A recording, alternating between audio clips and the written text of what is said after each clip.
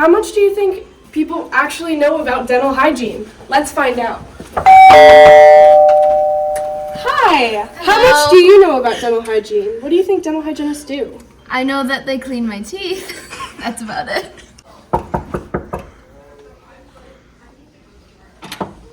Can I ask you a quick question about dental hygiene? Yes. What do you think dental hygienists do?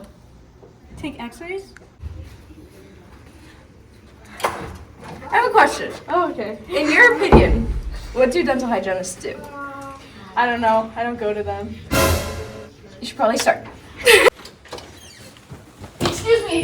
Can I ask you a quick question about dental hygiene? Sure. What do you think dental hygienists do? I don't know, maybe clean your teeth? Good answer.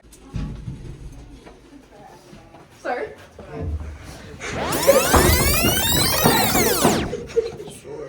In your opinion, what do dental hygienists do? What's a dental hygienist?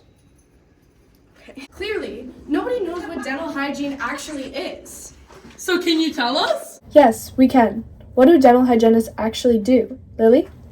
Dental hygienists focus a lot on oral care. They use different tools and techniques to remove plaque off of your teeth. Plaque is that sticky film-like substance that sticks to your teeth that can be removed while brushing, but it's best to have a cleaning every 6 months so that it's removed properly because it can lead to decay, cavities, infections, anything along those lines. Dental hygienists also administer x-rays. There are two different types of x-rays that are usually taken, both a bite wing and a panoramic x-ray. A bite wing is a method used to examine the in-between surfaces of the teeth. It takes 2 to 4 images of a portion of teeth. The x-ray camera is placed inside the mouth and is then stabilized when you bite down on the receptor. And then a panoramic x-ray is a wide view of the mouth and it is examined on a single projection. You'll bite down on a receptor and then the machine will spin around your head, taking a bunch of individual images of your teeth and then putting them all together into one big image. This can see any impacted teeth, meaning below gum or bone line. It can see growth, development, any diseases or lesions, and conditions of the jaw. Dental hygienists can also administer anesthesia depending on the different type of state. They can administer local or topical. Topical goes around the gums, while local is a direct infiltration with a needle that goes into a nerve block and will block out a certain amount of space in the mouth. Depending on the state, you can do it with the ability of a doctor or a dentist supervision, but in Maine, you don't need it. Let's dive into the major here at UNE. Emma? As a dental hygiene major, we need 121 total credits, 62 being actual dental credits. We will receive a bachelor's degree, and in our 3rd and 4th years here at UNE, we will spend on average 14 hours a week in a clinical setting working on real patients. What are some of the classes we're looking forward to? I'm really looking forward to the more dental hygiene geared classes instead of all the prereqs that we take freshman and sophomore year. I'm really struggling with statistics right now, so I'm really looking forward to all those dental hygiene classes.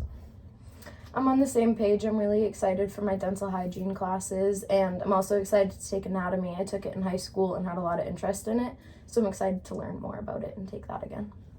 I'd also agree with them. I'm really looking forward to my dental classes and any of my sciences, really, just because in high school, I was always really interested in my science classes, and I've really enjoyed learning stuff in our bio class this year.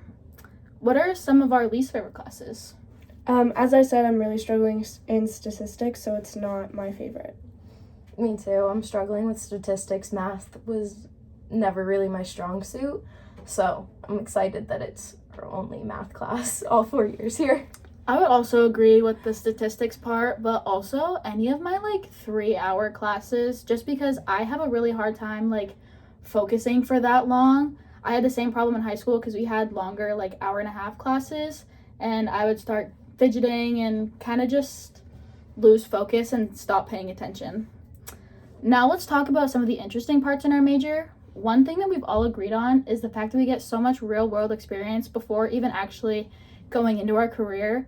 At UNE, we have a lot of dental simulation labs, and like I said prior, there's a on-campus clinic that helps the people of Biddeford and anyone else really in the area. This gives us the chance to actually work on real people and really practice our skills and prepare us for our career. Now let's talk about our new discoveries. So we discovered that with a bachelor's degree, you can teach a dental hygiene class, whereas with an associate's degree, you're not able to, and UNE is one of the only schools that is able to offer a bachelor's degree. If dental hygiene is such a hard major, why did we choose this career path? Emma? For me, I struggled a lot trying to figure out what I wanted to do while I was in high school. I was all over the place, and I just was really like concerned kind of going into college, because going in undeclared and not really knowing what I wanted to do kind of like worried me. And then one day my mom made as a joke saying, "Oh, you should go to dental school." And I kind of like took it into consideration a little bit more and realized that that was something I could really see myself doing, whereas some of the other majors I considered I didn't really see myself doing. And so that's kind of why I chose it, especially since my mom works in a dental office. That's kind of like my dream, is to go be able to work by her side in her office. Lily? So I have a lot of family members in the dental field, so they're kind of the ones that introduced it to me.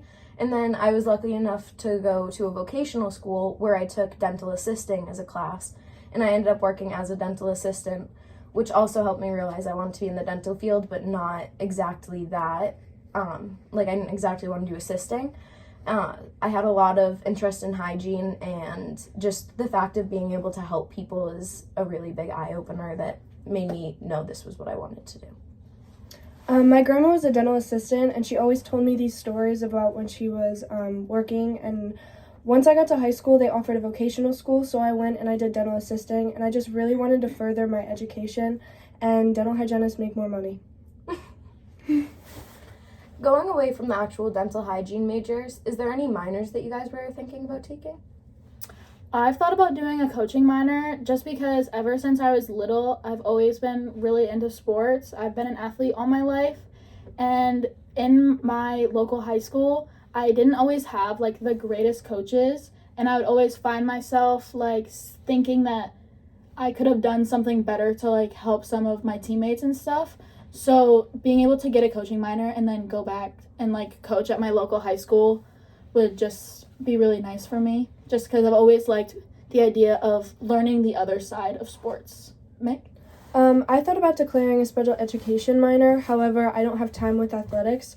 I have a family member who is special ed, and I want to be the kind of person that knows their needs and requirements and can kind of understand where they're coming from. However, I don't have enough time, so maybe in the future I'll go back to school. I was thinking about minoring in either education or special education. I've always loved working with kids. I did work at a daycare at one point, and just working with kids is such a happy feeling for me. So being able to learn how to work with kids, especially where I do want to go into the pediatric field, I think would just be a good minor for me to take. Now that we've talked a lot about the dental hygiene major here at UNE, let's see if our first interviewee has learned anything. Now I'm here with our first interviewer, Mo. Now, Mo, with your new understanding of dental hygiene, would you consider changing your major? I'm good. Thanks, though. Thank you for your time.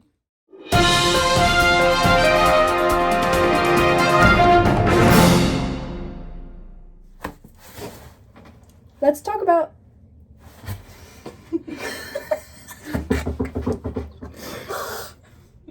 Welcome back from the break. Okay, I wasn't ready. Sorry. Hi, and welcome back from the break. Did you want to say that? Yeah, go ahead. No, I was gonna say action. So, all right.